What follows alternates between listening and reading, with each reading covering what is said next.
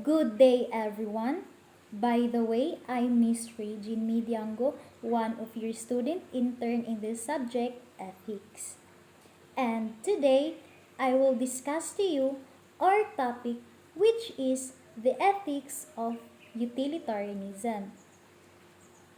First is, what is pleasure or unsa gyuday ng pleasure?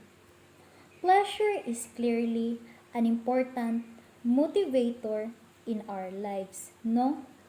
Kita as a human being, dili ko mo tuo nga kada usa sa atoa wala gyud pleasure or happiness nga gina-aim. So, we people tend to seek out experiences, activities, and situations that bring us pleasure, happiness, or satisfaction. So, we know that pleasure serves as a powerful force which often drives our actions, decisions, and behaviors. So, tungod anang pleasure, gakaapektuhan ang atoang actions as a human being. For example, ikaw as a student, you consider nga to be a successful someday is your happiness or your greatest pleasure. So, tungod ana, gakaapektuhan ang imuhang actions, which is in what way lugar. So, sa imong pagskwela, kada adlaw gaadto kag eskwelahan, ga-answer sa mga activities, gapasa sa mga project, ga-participate sa activity sa class. So, tungod sa pag-aim nimo ana nga pleasure, you do certain actions para or which is makatabang sa imuha nga ma-aim nimo na nga pleasure. O, kung unsa lugar, if wala kay buhaton, dili nimo na buhaton nga butang. Dili ka gaskwela o. Unsaon man nimo paghuman ana or unsaon man nimo pag-aim sa imuhang pleasure or happiness nga which is makahuman kag eskwela. So, gakaapektuhan gyud ang imuhang actions. Most moral philosophers find at least some place for pleasure within their theories. So, majority sa mga moral philosophers is gina-acknowledge nila ang significance sa pleasure to some extent in their ethical frameworks or theories. Pero, dili tanan philosopher gina-prioritize ang pleasure as the sole or primary moral principle. But, kasagaran lang sa ilaha kay gina-recognize nila na ang pleasure is importante siya sa pag-shape sa human actions, motivations, and ethical considerations. The Greek philosopher Epicurus gives a clear statement of the rule of pleasure in moral judgment. We count pleasure as the originating principle and the goal of the blessed life For we recognize pleasure as the fleeting good, for from it proceeds all choice and avoidance, and we return to it as the feeling standard by which we judge every good. So, in simpler terms, this passage suggests that pleasure is seen as the main driving force and ultimate aim of a happy life. Pleasure is considered the primary and most suitable good because all our decisions revolve around seeking pleasure and avoiding pain. And it serves as the benchmark against which we measure everything good. So karon is unsa gyuday ng utilitarianism diri na sadta, which is ang atong main focus. So, utilitarianism is the moral theory that an action is morally right if it serves the greatest good for the greatest number. So, kaning utilitarianism is isa ni siya ka moral theory which is makonsider nimo ang isa ka action as right if nagproduce siya o the greatest good for the greatest number of people. Then, as a theory of ethics, it provides a criterion for distinguishing between right and wrong action and by implications. An account of the nature of the moral judgment that characterize action as right or wrong. So, ang utilitarianism, ga-offer siya og criterion for determining the morality sa ka-action based sa iyahang consequences. Action should be judged based on the principle of maximizing overall happiness or utility for the greatest number of people. Then, ang kaning utilitarianism, it has a long history. Taas kayo niyang history. Pero, ang pinaka-famous niyang version is nag-emerge atong 18th to 19th century, particularly in the hedonistic utilitarianism, which is na-champion ni Bentham and ni Mill. So, there are two hedonistic utilitarian. Muna siya si Jeremy Bentham and si John Stuart Mill. First is Jeremy Bentham. Si Jeremy Bentham kay muna siya ang founder and the father of utilitarianism. He was influenced by Hume's theory of utility. And he presents his theory of utility in his introduction to the principles, morals, and legislation. So, kana si Koan, Jeremy Bentham, kay ang iyahang idea or iyahang theory of utility kay na-influence siya na ni David Hume. Then, kani si Bentham, gina-acknowledge gyud niya nga si Hume kay iyahang immediate source of inspiration for his ideas on utilitarianism.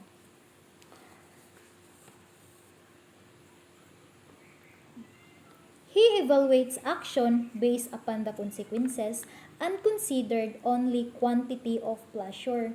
Ang kaning sa theory ni Bentham, ang iharag yung gi-consider kay ang quantity of pleasure. Later on, ako nang ma-discuss sa inyo ha if unsa nang quantity of pleasure and in what way na niya or unsa iyahang gi kuan kaning gi-propose or gi-develop. There are two features of Bentham's theory. First is Bentham offers a bare bones moral theory consisting of only one factor, the pleasing or painful consequences of actions. According ni Bentham, ang humans daw kay ruled by two sovereign master, which is pleasure and pain. And dapat before buhaton nato ang usa ka action or kana nga decision kay i-evaluate sa nato based sa mga consequences in the way of quantifying or calculating the pleasure over pain. The second is most important feature of Bentham's theory is his method for precisely quantifying pleasure and pain, better known as utilitarian calculus. So, di ba ang gina-consider man yun ni Bentham kay ang quantity of pleasure. So, he said that we should take only quantity into consideration. So, in what way? In what way? So, he proposes that individuals and policymakers should assess the consequences of their actions and choose the course of action that maximizes pleasure and minimizes pain for the greatest number of people. So, diri, sa theory ni Bentham kay di ba ga-focus siya sa quantity of pleasure. So, So dire napud siya'y Bentham's philosophy calculus. Mao ni siya. Sa diri nga way ma-quantify nato ang pleasure over pain. Sa iyahang calculus ni Bentham, there are 7 criteria, which is the duration, intensity, propinquity, extent, certainty, purity, and the fecundity. And diri sa calculus ni Bentham, according sa iyaha, dili necessary inagmagbuhat ka ani nga chart, dili necessary nga inag-calculate nimo, i-appeal nimo ang 7 ka criteria. Magpili ra ka dira sa criteria if asaan na sa ilaha ang masulod bitaw, masulod in that certain decision nga imuhang i-calculate or makatabang bitaw sa imuha inag-calculate nimo anat certain in that inag-calculate nimo sa certain action o certain decision. For example, gapili la kag duration, intensity, and propinquity. Tapos, inag-calculate nimo ana, ikaw ra ang magbuot if pila ang imuhang rate 1 to 10. For example, duration, intensity, propinquity, and extent. Then, diri dayon kay butang dayon kag pleasure and pain. So, dinha, inag-rate nimo, ikaw ra ang magbuot-buot. 1 ang lowest and 10 ang highest. If lantawon nimo duration sa duration lugar, how long will it last or how long the pleasure last, ikaw na magbutang din ha if kana siya para sa imuha galast ba na og ayo, so butang nimog 10 or butang nimog 1 if dili kayo siya galast. Ikaw ra ang diri sa iyang calculus manggod, ikaw ra ang gabana-bana bitaw if pila nga number or pila ang imuhang i-rate ana sa pleasure, sa gihatag nga pleasure ana nga butang or sa gihatag ana nga pain. Dayon, after calculating, lantawon nimo kung ang result ba mas dako ba og total ang pleasure o gamay ba og total ang pain. Dayon, if makita nimo nga mas high ang pleasure or dako og total ang pleasure kaysa sa pain, kana siya nga decision mao jud na imong sundon. Pero if nakita nimo nga mas na-maximize ang pain tas na-minimize ang pleasure, so dili nimo nabuhaton nga action. Mao na siya ang sa calculus ni Bentham. There are 2 problems considered in Bentham's approach. First is process of calculating consequences is too long and involved to be of practical value. Mao ni naka-problema sa approach ni Bentham about sa iyahang calculations or quantity of pleasure. Kay it takes time pa kuno daw nga mag-calculate lugar if naa ka ana nga certain situation or dilemma, kinahanglan pa lugar nimo nga mag-calculate ba ka, maghimo pa kag chart kay para mag-evaluate ka ana nga decision, aya nimo na buhaton. So, di ba grabe na kay siya ka grabe na kay ka time consuming na bitaw kaayo. And the second is, in Bentham's view, even our trivial actions have moral significance since we should be maximizing general happiness. So, diri magyud sa theory ni Bentham is you need to quantify the pleasure, which is ang pleasure nga makamaayo sa kadaghanan. Mao ni naka-problema sa approach ni Bentham. Kay even ang atuang kana bitong mga actions, mga decisions nato nga bisag wala kayo'y kabuluhan or wala kayo'y kana bitong mga gagmay lang, kay kinahanglan i-involve nimo ang kadaghanan. For example, lugar sa situation nga which is ikaw gusto ka mangapi. Dayon sa inyuhang school kay naay namaligya o naay isa ka organization nga namaligya lugar sila og kapi. Tapos ang ilahang tumong or halin ato ilahang business nga gihimo kay para sa mga projects lugar, project na sila'y project nga para sa katawhan, mga ingon ana, para sa kaayuhan sa tanan. So ikaw nga nalibog ka kay diri sa approach ni Bentham dapat pilion nimo to ang action which is makahatag kag happiness sa kadaghanan. Ikaw lugar, imbis gusto nimo nga mangapi na lang ka sa imong boarding house or magkaon na lang ka didto sa inyong boarding house para makasave ka.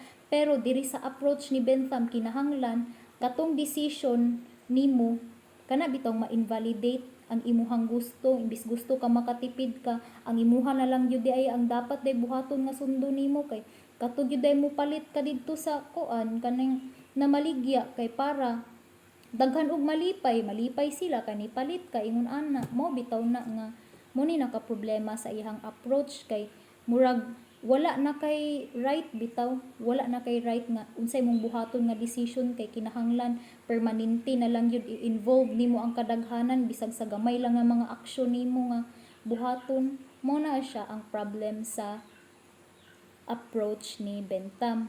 It involves always the maximizing general happiness.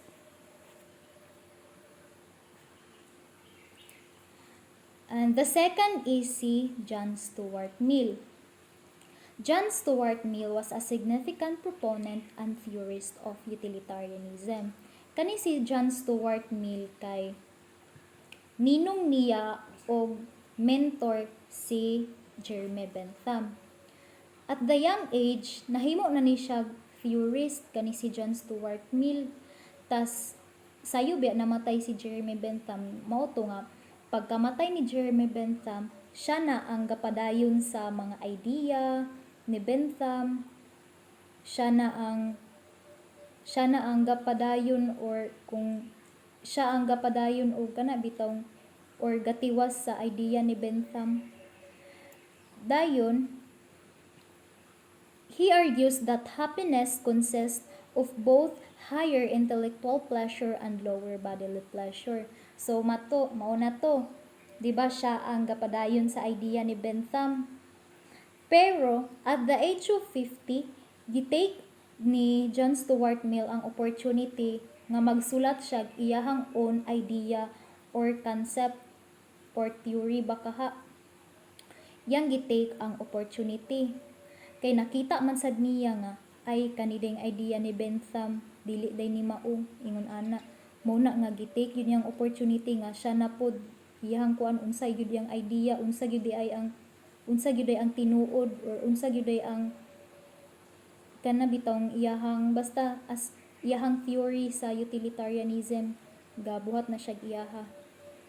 Ana pod siya ni John Stuart Mill, ma-aim daw nato ang happiness if both the higher intellectual pleasure and lower bodily pleasure is both nato na enjoy. Dira daw nato ma-aim ang happiness according to ni John Stuart Mill. Ang kanang higher intellectual pleasure kay dira nga pleasure, dira nag-involve ang the way we use our mind. For example, studying, how we appreciate art. While ang lower bodily pleasure, dira raga involve ang atong bodily sensation. For example, eating, drinking, and any other. John Stuart Mill considered both quantity and quality of pleasure. So, duha ang iyahang gi-consider, which is ang quantity o quality of pleasure. Kang Bentham baya kay quantity of pleasure baya to iyaha. Then, there are two approaches of utilitarianism. The act utilitarianism and the rule utilitarianism. So, here are the two approaches of utilitarianism. So, first is, what is act utilitarianism? In act utilitarianism, diri nga diri sa act utilitarianism is you need to look the consequences of that action or decision before it is performed. Or lantawon nimo ang mga consequences ana nga decision before doing that action, if na-promote ba nimo ang the greatest good for the greatest number of people. Kaning act utilitarianism is gipropose ni Jeremy Bentham, which is in determining morality or what's best decision, you need to calculate first ang pleasure over pain. For example, sa act utilitarianism, ikaw lugar is isa ka doktor. Dayon, nakay duha ka pasyente. Ang patient A is bata pa siya, pero na siya'y heart problem. Dayon, kato nga patient is kana breadwinner bitaw siya sa iyahang family. Wherein, ang ikaduha nimo nga patient, ang patient B nimo, kay tiguwang na lugar, tiguwang na siya. Pero dili kayo lala ang iyahang ginabati nga sakit. So mao na, in act utilitarianism kay you need to promote man the greatest good for the greatest number. So ang katong patient A nimo nga nanginahanglan og heart transplant, ang imuhang buhaton lugar kay lagi kato kay tiguwang na, murag na abandona na lugar siya, ingon ana wala nay ni angkon niya bitaw, ingon ana. So ikaw as a doktor, kuhaan na lang lugar nimo tog heart tong tiguwang kay para i-transplant imong ibalhin didto sa imuhang patient A, kay gabilib man ka nga if katong patient A ang imuhang i-save, daghan pa og maka-benefit or advantage nga makuha sa mga tawo sa iyaha, kay bata pa biya siya niya. Syempre, siya'y buhi sa iyahang pamilya, so kinahanglan mabuhi gyud siya. Mao na imong kuan sa act utilitarianism. Or isa pa ka example ha. Example lugar na sa isa ka hospital nakay kuan duha ka pasyente. Pareha ra gyapon nato nga situation wherein ang pareha sila og gikinahanglan nga tambal. Pero ikaw as a doktor nahutdan na lugar og kaning tambal, isa na lang jud katupok. Dayon mamili ka if kinsa sa ilahang duha ang imuhang tupukan. So di ba ang imong patient A is bata-bata pa, wherein ang patient B nimo kay tiguwang na. So dinha ikaw as a doktor ang imuhang tupukan nga which is imong gusto i-save, ang kato na lang patient A, kay gatuo man ka nga if maoki to, maulian to siya, napay maka-benefit sa iyaha, wherein ang isa kay tigulang naman na okay na lang, kato na lang si patient A akong i-save kay mapuslan pa niya, kato si patient B mura gihapon tiguwang naman to. Mo na sa act utilitarianism kana bitong lantawon nimo ang consequences sa imuhang action if nagka-produce ba na siya og kaayuhan sa kadaghanan. Dayon if dili nimo makita nga kuan, so dili nimo na buhaton nga decision. Mao na sa act utilitarianism. Wherein ang sa rule utilitarianism is ga-follow ka ana nga certain rule because you believe nga if imuha ng faluhon nga rule, it would lead to the greatest overall happiness. For example lugar, sa isa ka society. Inyuhang society kay gibawal ang pagpangawat. Dayon ikaw as a citizen nisunod ka ana nga rule, kay gatuo ka nga if buhaton nimo na nga rule, gakahatag ka og kaayuhan para sa tanan. Unya kung imo nang labagon gapangawat lugar ko, gapangawat ka, imo nang labagon ang rule ninyo nga bawal ang pagpangawat. So ingana nga kuan sa ingana nga pamaagi sa imuhang paglabag na minimize na nimo ang happiness sa kadaghanan. Mo na ang sa rule utilitarianism. Gi-follow nimo na ang certain rule because you believe nga mao ni makamaayo para sa kadaghanan. Wherein ang act utilitarianism kay you need to look first the consequences of that action or decision before it is performed. Lantawon nimo ang consequences sa imong mga aksyon daan ay ha nimo buhaton na nga decision. Moto ang sa rule utilitarianism. There are 4 basic and significant features of the ethics of utilitarianism. First is the consequentialism. Consequentialism is an ethical theory that claims to assess whether an act is good or bad. One should look to the outcome of the act. Kaning consequentialism kay makonsider nimo ang isa ka action as instrument para ma-aim nimo ang isa ka butang. What solely matters is the result of the deed, not the deed itself. Mao ni ang sa consequentialism. Dili nimo ma-judge ang isa ka action as bad if it results goodness para sa kadaghanan. For example, lugar, in a situation wherein naay kawatan. Diba, makita gyud nato nga wrong gyud na ang pagpangawat. Kawat siya diri, kawat didto, ingon ana. Pero, ang iyaha dayong goal sa iyang pagpangawat, kay katong kwarta or mga pagkaon nga iyang ginakawat, kay ihatag didto sa nanginahanglan.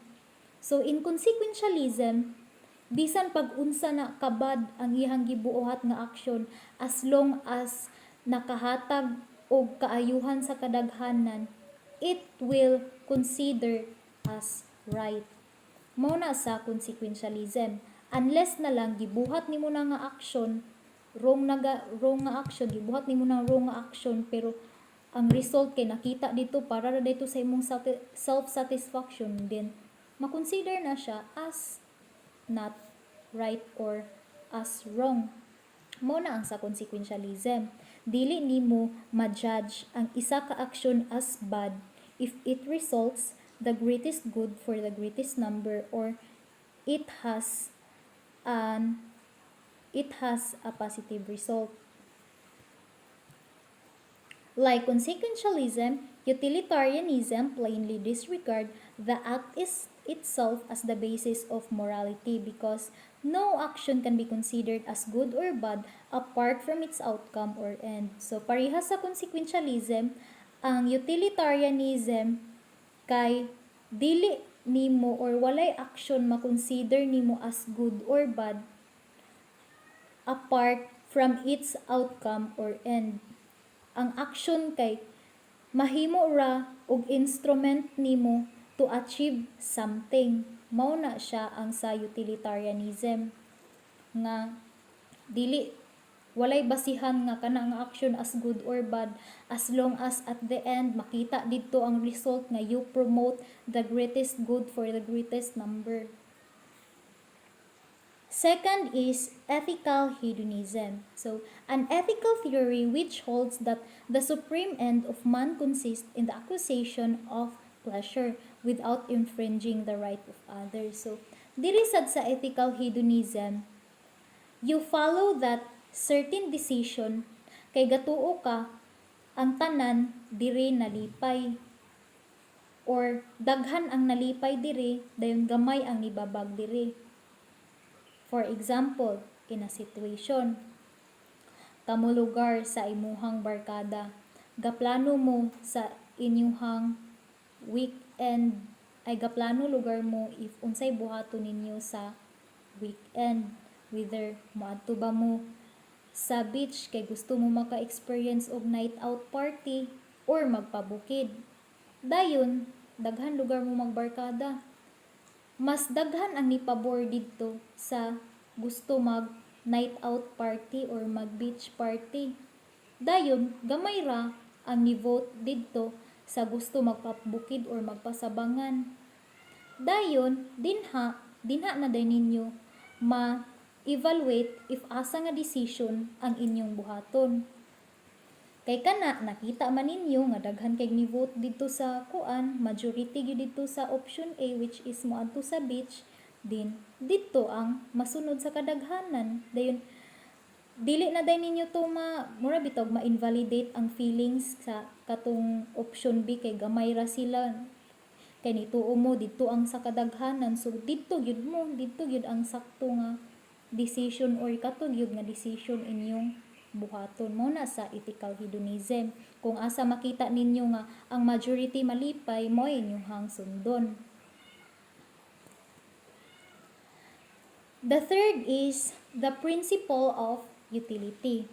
Kaning principle of utility is specifically coined by Jeremy Bentham, ngani nga phrase principle of utility, to denote that the essentially determining element whether an act can be good or right is its utility or usefulness. Kaning sa principle of utility is pilion ra nimo na nga certain decision because you believe nga mapuslan or daghag maka-advantage ani niya.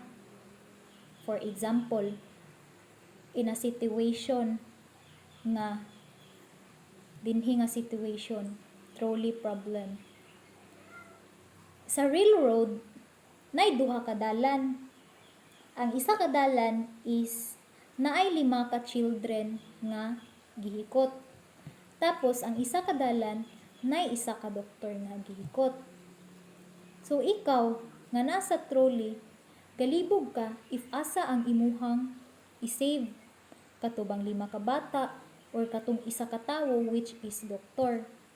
So ang principle of utility kay buhaton man nimo ang certain decision if makita nimo kung unsa na ka useful.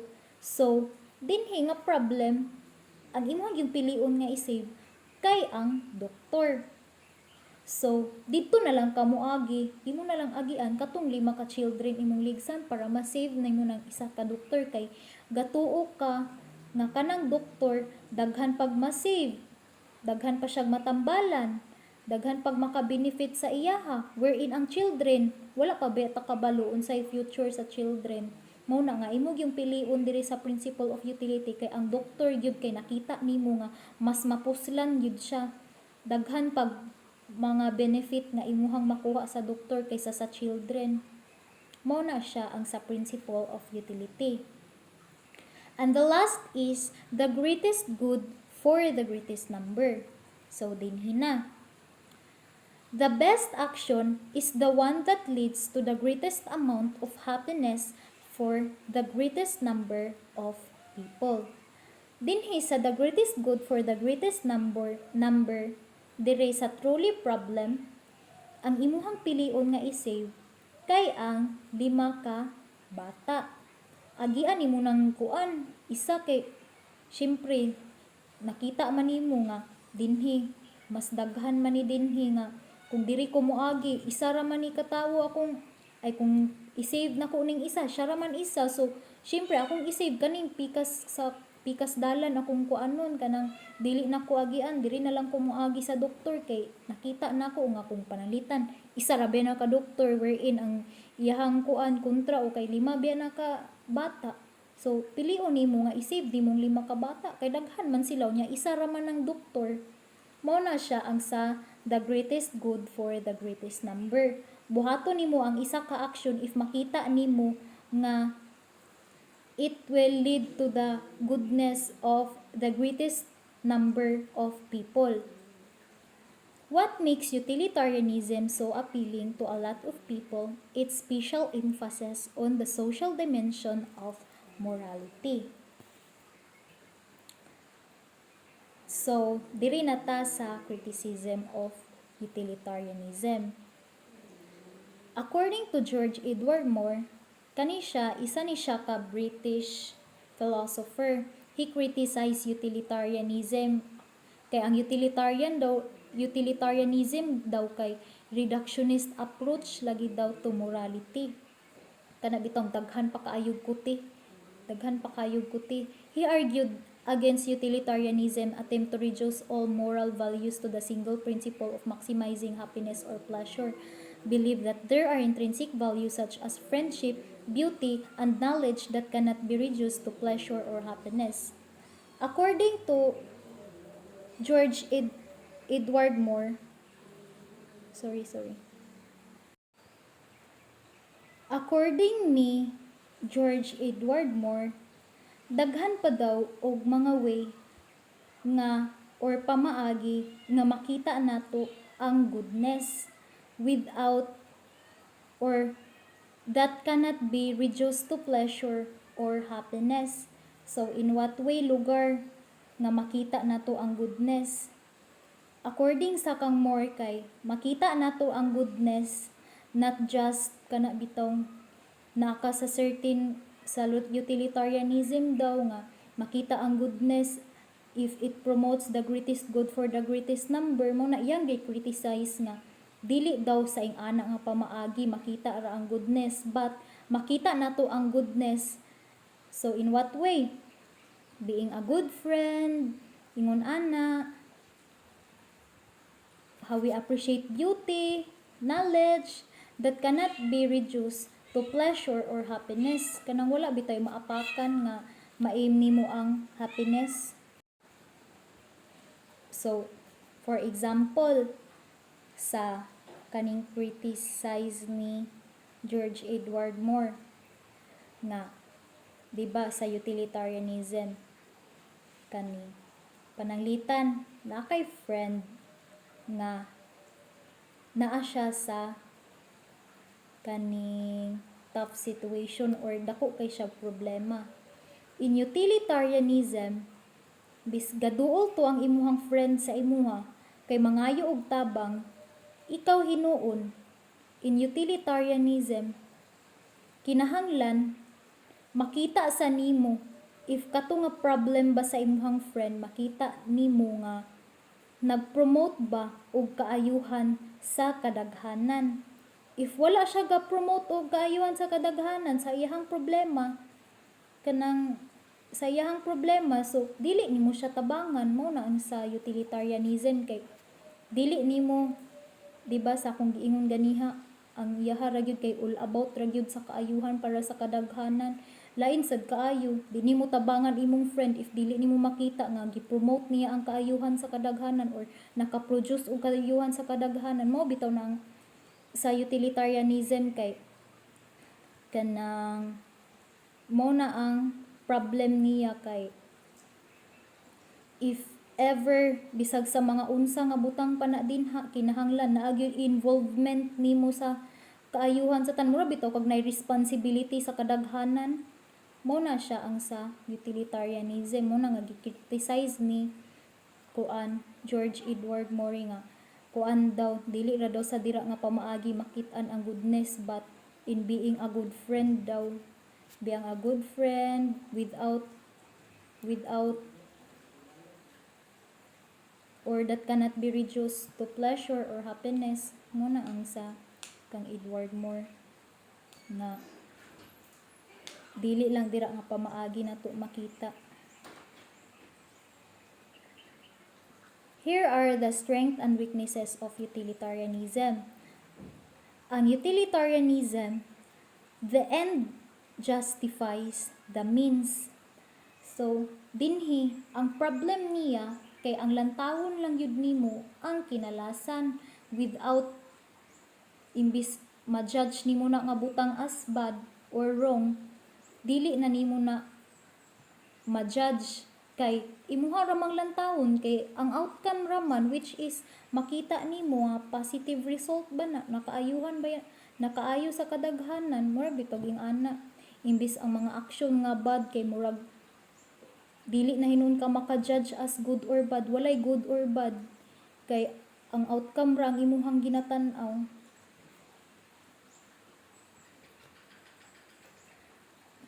Next is the greatest good for the greatest number. Mo pud ni ang advantage or strength sa utilitarianism kay it promotes gyud ang kaayuhan para gyud sa kadaghanan. Ironically, one of the greatest strengths of utilitarianism is its concern to the human collective welfare. So mo ni tong giingon kaganiha nga kuan ang greatest strength sa utilitarianism kay galantaw gyud siya sa kaayuhan para sa tanan. So, kung unsay kuan strength sa utilitarianism, mao po'y weakness nato as an individual. Kay pareha ganiha nga example, ikaw sa utilitarianism nga example ganiha. For example kato, nakita nila nga dili na kaayo ka mapuslan or kanang katong kaganihan dili na lugar ka mapuslan nya nakita nila nga mas mapuslanon tong isa or nakita nila mas maayo to pilion kay dito ang daghan nya ikaw ra isa, so ikaw as an individual mawalaan kag worth kay kato man jud ang pilion kung asa nakita nga ma-promote ang kaayuhan para sa tanan, di ba? The needs of the person are subjugated to the needs of the group or organization. Mao na to kung giingon kaganiha nga ikaw as an individual nga gusto sad nimo ma-save, mas unahon pa og save or mas unahon pa ni nga action or kani nga action gyud ang ilahang kinahanglan masunod kay bahalag nasakitan na kadira or nawalaan kag worth, wala bitoy paki kay ang ginatan-aw ra gyud kung asa gyud ang kadaghanan malipay or para sa kaayuhan sa kadaghanan mao ra gyud masunod. Mao na siya ang strength sa utilitarianism kay weakness sad nato as an individual because in focusing on what's best for the group, utilitarianism discounts the worth of the individual. So, mao ra to siya tanan everyone. I hope you enjoyed listening to my discussion today and thank you.